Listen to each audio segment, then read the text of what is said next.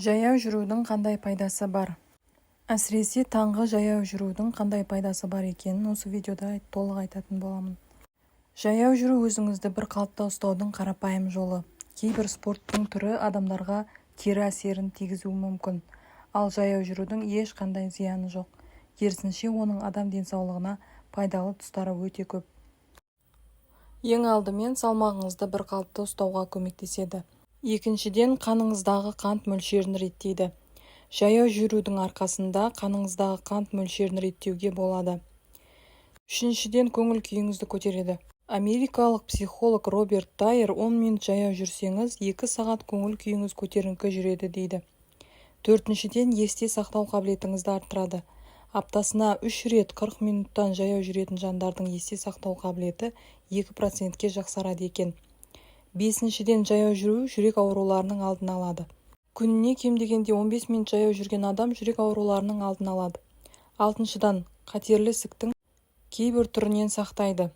Жаяу жүру зат алмасу процесін жақсартып, иммунитетіңізді көтереді. Америкалық онкологиялық орталық күніне 1 сағат жаяу жүрген әйелдердің сүт безі қатерлі ісігіне қарсы күресуге қауқары бар екенін айтады. Жетіншіден, жаяу жүру тегін әрі пайдалы. Жаяу жүру үшін тек ыңғайлы аяқ киім мен ынта болса болды. Жаяу жүру арқылы арықтағыңыз келсе, ең алдымен оның қағидаларын білгеніңіз жөн.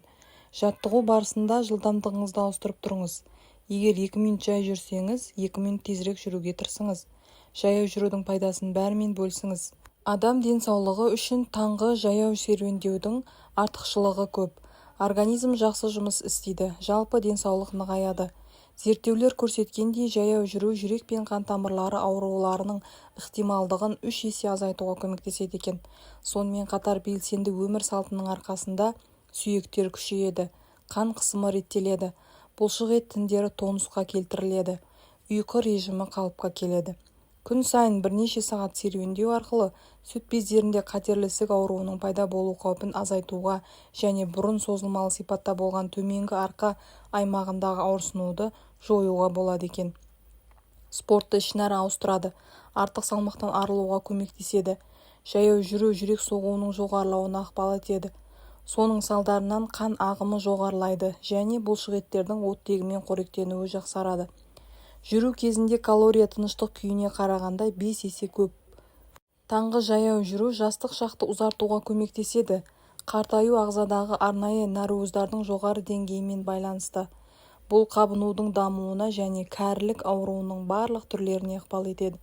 Күн сайын серуендеу арқылы сіз осындай ақуыздардың санын азайтып, жастықты мүмкіндігінше ұзақ сақтай аласыз.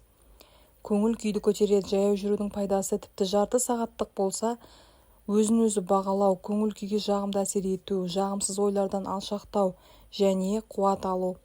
Ашық ауада серуендеу кезінде алдағы депрессиядан құтылудың барлық алғы шарттары бар. Мидың қызметі артады. Нейрондық байланыстар күшейген сайын ақыл-ой қабілеттері жақсарады. Жаяу жүрудің пайдасы тек аналитикалық жұмысқа жауап беретін сол жақ жарты шарда ғана емес, сонымен бірге шығармашылықты жүзеге асырудың кең өрісін ұсынады.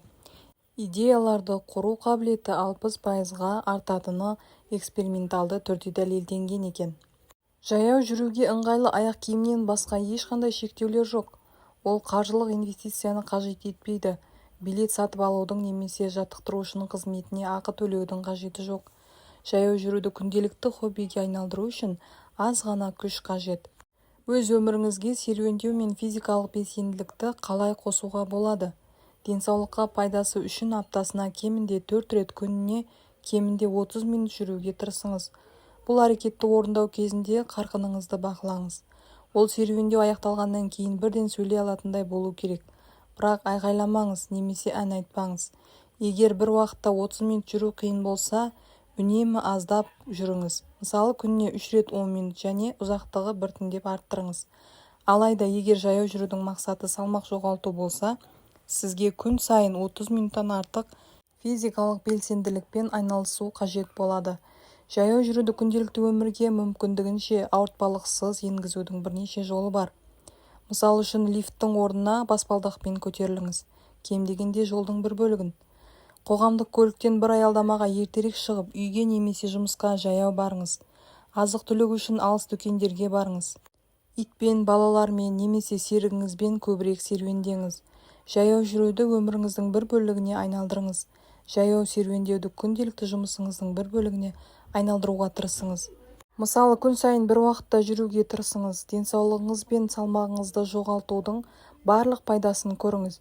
Сіз үнемі белсенділіктің нәтижесін көресіз және одан рахат табасыз. Ал сіз жаяу жүруге қанша уақытыңызды бөлесіз?